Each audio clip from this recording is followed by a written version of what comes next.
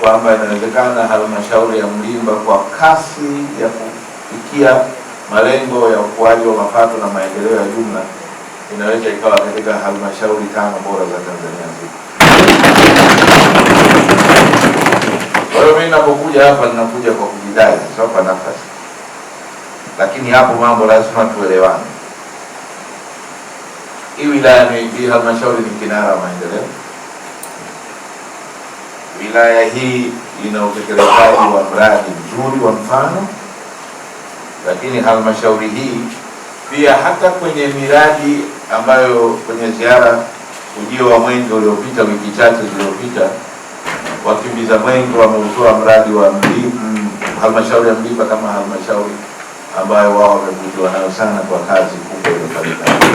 Nataka nikwambieni kwamba kuna tofauti mtu anapopata mapato makubwa kwa sababu amepiga bingo. Tumegundua mafuta, tumepata mgodi wa dhahabu ambao unalipa sijui nini, service levy sijui na. Sasa watu wa Mlimba mlikuwa mnataka miaka 3 miwili iliyopita nikiona mnafanya mambo ya maajabu nisema, wakati mimi najua nyinyi mna uwezo wa kufanya mambo ya ajabu. Kila mtu akiniangalia tukikaa kwenye mazungumzo, kuanzia watu wa kopra, watu wote stakabadhi ghalani, watu wote wakikaa kwenye vikao vyetu vya kilimo, wakija kuniambia, mheshimiwa, tunaiangalia Mlimba kama halmashauri ya kipekee.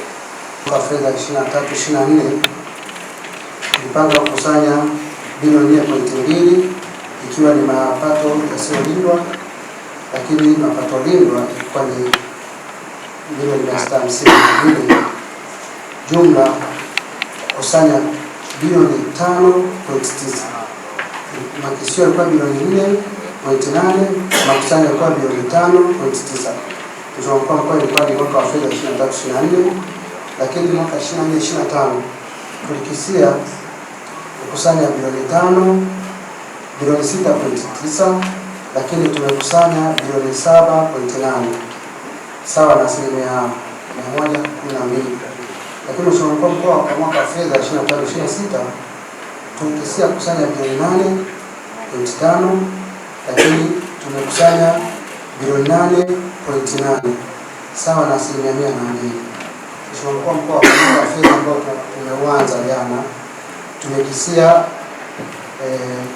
kukusanya bilioni 9.3. Na sisi kama sheria tumeifuata, tumeitekeleza.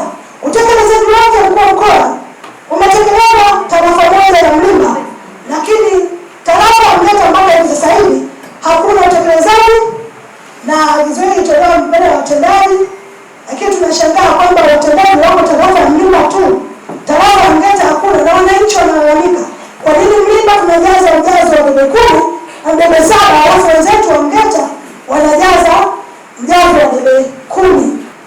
Lakini sisi kama wilaya ya Kinondoni bado tunaendelea na Rumbesa, lakini halmashauri ya Mlimba imetimba kwa sasa hivi wanajaza mjazo wa debe 7, isipokuwa tu katika ujazo ule wasafirisha bado bei hawajapunguza.